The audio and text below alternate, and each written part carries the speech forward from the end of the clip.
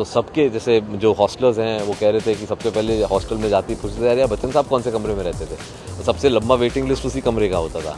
तो हम लोगों के लिए भी ऑब्वियसली जब हम उस थिएटर में उस ऑडिटोरियम में जाते थे। ये आज एक ऐसी जगह थी जहाँ पर अमिताभ बच्चन भी थे, आप भी थे, अली भी थे, सुशांत भी, मतलब अलग अलग जॉनर के लोग हैं, अलग अलग उम्र के लोग हैं, लेकिन जब कॉलेज की बात आती है तो एक ही पेज पर होते हैं। जी जी जी। तो आज ऐसी कौन सी बात जो आपके जहन में एकदम से ताज़ा आई हो थिंक गई? यही एक मैजिक है एक्चुअली करोड़ीमल कॉलेज केएमसी।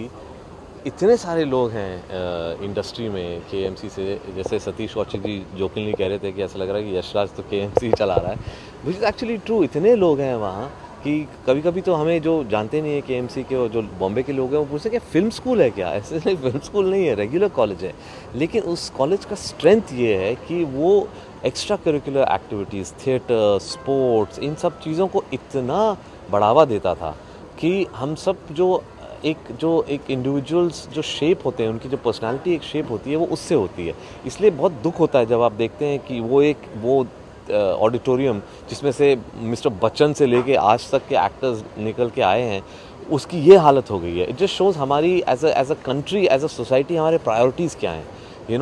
पढ़ाई इम्पॉर्टेंट है, एकेडमिक्स इम्पॉर्टेंट है, लेकिन सिर्फ एकेडमिक्स नहीं होती है जो एक आदमी को शेप करती है।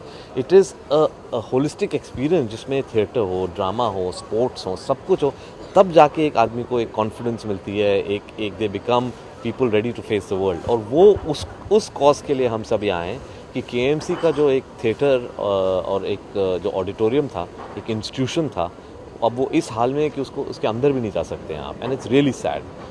तो उसके लिए फ़ंड रेजिंग के लिए ताकि वो जो 7 करोड़ 8 करोड़ जो चाहिए उसके ऑडिटोरियम को बनाने के लिए, वो हम रेज़ कर पाएँ।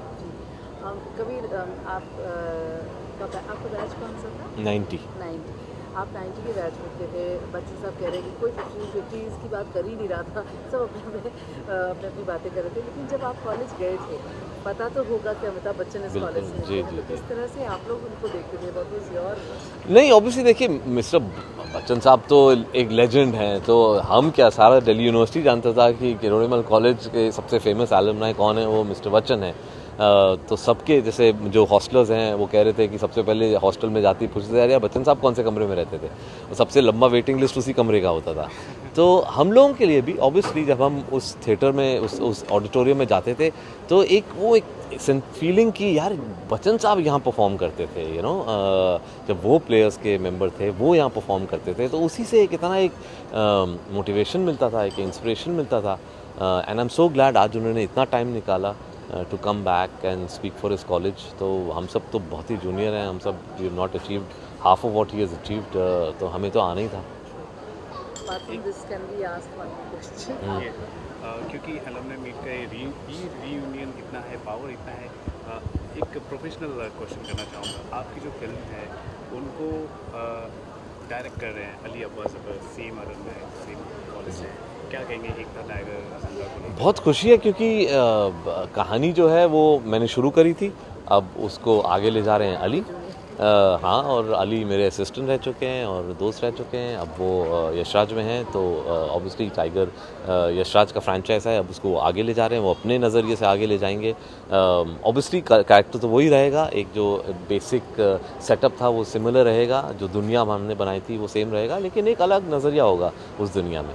एक पर्सनल इनपुट आपने दिया होगा, कुछ तो आपने दिया होगा? नहीं, ऑनेस्टली मैंने ये जो सीक्वल बनने वाला है उसमें कुछ ऐसा पर्सनल इनपुट नहीं दिया है, एक क्योंकि एज अ फर्स्ट पार्ट मैंने बनाया था तो वो ऑटोमेटिकली वो कैरी ओवर होगा, क्योंकि सीक्वल में आप जानते हैं कैरेक्टर्स तो सेम ही रहते हैं। लेकिन उसके अलावा इस फिल्म का जो प्लॉट है, सेटिंग है, उसमें मैंने कोई इनपुट नहीं दिया है, वो अली सब अपने आप कर रहे हैं। Tubelight you are done with, बहुत जी। अच्छे फोटोग्राफ्स हम लोगों ने देखे। जी जी। तो अब क्या मतलब ट्यूबलाइट का काम पूरी तरह से ट्यूबलाइट की शूटिंग ख़त्म हो गई है, बिफोर शेड्यूल ख़त्म कर दी हमने, तो उस बात की खुशी है। अब पोस्ट इसका चल रहा है, और क्योंकि इस बारी फॉर द फर्स्ट टाइम एक सलमान खान की फिल्म में पोस्ट के लिए बहुत टाइम मिल रहा है। बजरंगी तो मैं रिलीज़ से 2 महीने पहले तक शूट ही कर रहा था, अभी हमारे पास 5 महीने हैं, तो हम आराम से पोस्ट करेंगे। एंड ऑब्वियसली और भी कुछ आइडियाज़ हैं दिमाग में जो मैं डेवलप कर रहा हूँ, उनके बारे सोच रहा हूँ। एक नया मीडियम खुल रहा है अमेज़ॉन और नेटफ्लिक्स का, वो एक नया मीडियम है, उसके लिए भी कुछ आइडियाज़ मैं सोच रहा हूँ। बिकॉज मुझे लगता है कि कुछ कहानियाँ हैं जो as a mini series better कहे जा सकती हैं, स्केल भी उनमें बड़ा है, उन पे भी आइडियाज़ चल रहे हैं। कुछ फिल्म के एक 1983 के बारे तो बात हो चुकी है, वो भी एक डेवलप कर रहा हूँ मैं। तो 2-3 आइडियाज़ हैं एंड आई थिंक जब तक ट्यूबलाइट रिलीज़ होगी I will be able to announce मैं नेक्स्ट क्या करना चाहता हूँ। अभी कुछ एक्चुअली ऑनेस्टली कुछ लॉक नहीं हुआ है।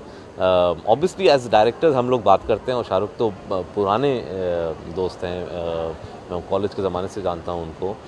उन्होंने एक कैमियो भी करा ट्यूबलाइट में, बहुत ग्रेशियसली, बहुत इंटरेस्टिंग कैरेक्टर है, और उन्होंने came and played it for us. तो हाँ, I think that was a great thrill just to see Shahrukh and Salman in the same frame together was a huge thrill, and I'm sure the audiences will love that moment because it is a magical moment when they come together. तो सब काफ़ी actors से बातचीत चल रही है, लेकिन कुछ लॉक नहीं हुआ है honestly. Thank you. Thank you so much.